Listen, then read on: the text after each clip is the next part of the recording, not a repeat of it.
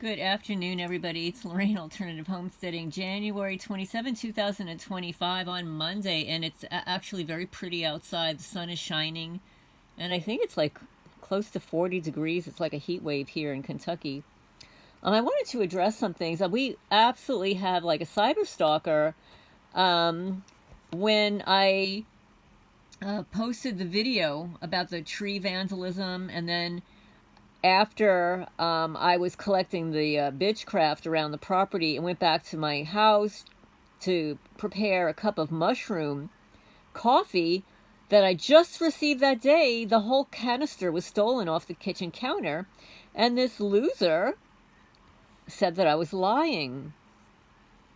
So I responded, what am I lying about? No response. And I so appreciate you subscribers getting on this person's case and calling them out on being a cyber stalker. Thank you, thank you. We're all wising up as to who these people are and calling them out in a very public way. So I also wanted to clarify something that I didn't get into too much when David A. interviewed me. One, I was absolutely exhausted. These criminals are manipulating my central nervous system. So I was so agitated. I could see it in looking at it. Like, I'm fidgeting and I'm agitated and I look so tired. And plus, they've been targeting my eyes. So, like, my eyes are not even completely open. Like, it almost feels as if they're fused at the corners. Like, they're not opening as wide as they usually do. And this has been going on since mid-May. But I want to mention something, and I do have a video about the two different types of V2K. The hearing of the words, the hearing of the sounds and the people telling you things, and you can hear them and you're distracted by them. But then there's the kinds that you don't hear. In both instances, you get a lot of tinnitus, severe, mostly increases at night and other times during the day. They will actually knock you out, put you to sleep with radio frequencies, and you have no feeling of ever falling asleep. You know how, like, when you're tired and you can feel yourself going into a sleep? This is like being completely awake to completely asleep all at the same time. So I wanted to clarify what the silent V2K is, what it is like for me. So I have a very high level intensity of tinnitus since I moved to Kentucky. It's actually increased over the last couple of years. And it stopped for a short while between moving from New Jersey to Kentucky. It actually totally stopped. So this is how you know they're following you, and they've got to set up wherever you go, which is why they don't want you to move. They don't want me to move because they're going to have to spend so much money setting up somewhere else. And of course, the local criminals won't be paid unless, of course, they travel a long distance away. Because I am not moving to any place in Kentucky. Hate it here. But anyway, so the way it works for me is this is how I feel that it's working. I feel that subliminally that I don't hear the words to. And look out for Charlie says that I can record it. I just don't have time, the technology, to get into it and analyze it and stuff. If anybody out there knows how to, I'm happy to record it. But he basically, I believe that they are subliminally creating triggers. I don't know what they are. I only know that certain times during the day when I'm experiencing, like, I'm very busy, or they're leaving poop like all over the cat's building and stuff, and I get pissed off, it's almost like at those moments they are subliminally saying some kind of trigger to cause agitation and anxiety. And I'm just going to say for the record, I'm not an anxious person, never have been my whole life. I'm in my 60s. I'm not an anxious person. I don't have anxiety. I've never had to take medication for any of those things because I don't experience it. In fact, when I've been tested, like even in graduate school, on the scale of neuroticism, they have that. Like, I have had an extremely low level of neuroticism. I don't pay attention to stuff that I don't want in my life, generally. And that's why probably they're going harder on me, because I could care less about one-eyed cars. I could care less what color they are. I could care less about my stupid neighbors, what they say to me. I don't take anything they say to me personally. It's more of who they are as losers, the losers that they are, that they participate in this bullshit nonsense. So, that's the way I believe I experience it, that they are subliminally planting triggers when I'm asleep. And then when I'm doing my day-to-day stuff, and they will create some trigger subliminally, and I'm totally unaware of it until I suddenly, out of nowhere, will feel anxious or anxiety, and I don't feel that. So I know it's not me. It's something that they're doing externally. They're big experiments. You know, they like to experiment on seniors. These are sick, sick people. And now let me show you how sick these people are. So I received a Chewy delivery today. It's on one of my auto ships. So the box arrives, and this Federal Express guy, he was nasty. This is probably the one that has delivered the packages in the past that I filed complaints against.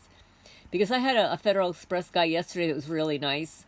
And then one the day before that was also really nice. But this guy, I said, thank you, have a good day. He didn't even look up. He didn't look at me. So I make a notation of that. But so I get the box. It's got a puncture hole on the side. And this is what the Freemason losers do. Because they're such angry people. They have to puncture holes in it. But what they did is they cut a hole in the lower corner of the box. And let me show you what I found. Let me show you what they pushed inside the Chewy.com box. Do you see that? Isn't that a nut? As soon as I saw it, it's like, oh, they're trying to be funny. They're accusing me of being a nut. Okay. You know, you ever remember that commercial, that Honey Nut cereal? You know, sometimes you feel like a nut, sometimes you don't. Well, anyway, I don't feel like a nut. But I like nuts. In fact, I have so many nuts in my house. All different kinds of nuts. Brazil nuts, macadamia nuts, sunflower seeds, pumpkin seeds, pine nuts, what else? Walnuts, pecans, what else do I've got? I have cashews. I love nuts. So thank you for the nut. It looks actually new. It looks brand new, and I'm going to save it because, you know, you never know when you're going to need a nut. Okay, so this is the extent that my loser stalkers go to harass me. It's just another form of harassment. Okay. So anyway, what I wanted to get into, and I was cut off yesterday by my own phone alarm going off, and a helpful subscriber says that what happens is when my phone alarm goes off, it interferes with the audio and automatically clicks off my video. So that's what happened yesterday. I wanted to get into it a little bit more. So I'm going to play, this is a 2-minute video article. So I'm going to interrupt it so that, you know, I don't get a strike or anything. So it's Everett man sentenced for cyber-stalking, harassing ex with intent to cause her to commit the suicide, unaliving. And just for the record, I am reading a headline that's on your channel from Fox 13 Seattle. And it's for news, entertainment purposes only. It's for educational purposes only. Fox News 13. Everett man sentenced for cyber-stalking, harassing ex with intent to cause her to commit a suicide. So let me play this for you guys. Christopher Crawford will remain behind bars for 6 years for his multi-year-long mental torture campaign he waged against the mother of his child. Okay, his name is Christopher Crawford. This is very low. I've got it on the highest volume. Christopher Crawford was sentenced for cyber-stalking his ex-wife for 6 years, multi-year long mental torture of his ex-wife. 6 years in prison. So let's continue.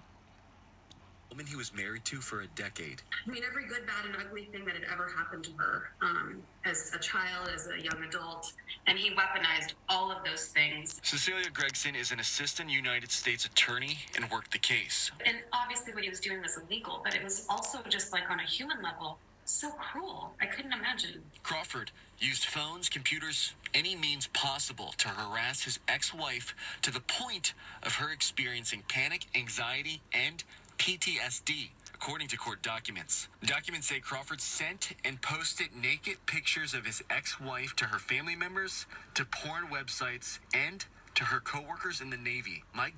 Okay, so, and also, just so you know that this woman, she was in the Navy. So this is like a highly intelligent woman in the military. And here you go again, trigger, a military. Okay? These are military folks. Everett man sentenced for cyber-stalking, harassing ex-wife with the intent to cause her to commit suicide. He was sending naked photos of his ex-wife to his quote-unquote friends in prison so that when they got out of prison, that they could set up a date with her. He ended up placing her personal information, her naked videos, without her permission, without her consent, on the deep, dark web. He also sent them to his family, his ex-wife's family members. He also contacted the military to ask them to withhold her pay, which of course they refused to do, but let's continue. Goal in life is to make you kill yourself, reads one of the several emails he sent to his ex-wife back in October of 2021. He was trying to drain her financially, drain her emotionally. Like every kind of harm you can inflict, he was attempting to.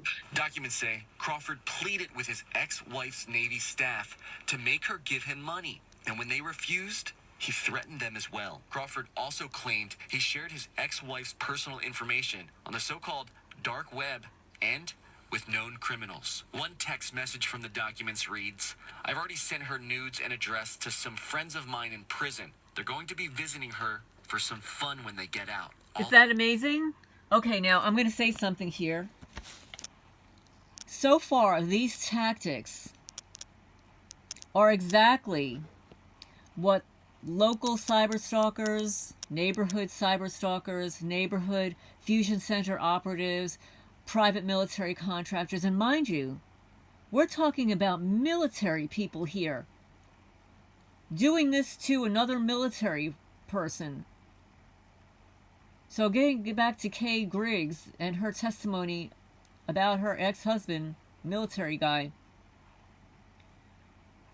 she makes the bold statement that everybody in the military, they're immature, they're perverts, they hate women, and they're gay or bisexual. They're perverts. And they're obviously mean, sadistic. And this guy epitomizes the level of cruelty. And this is somebody who was married for a decade to his ex-wife. Imagine if it were somebody that he really hated, right? This is off the charts of what he's doing to his ex-wife.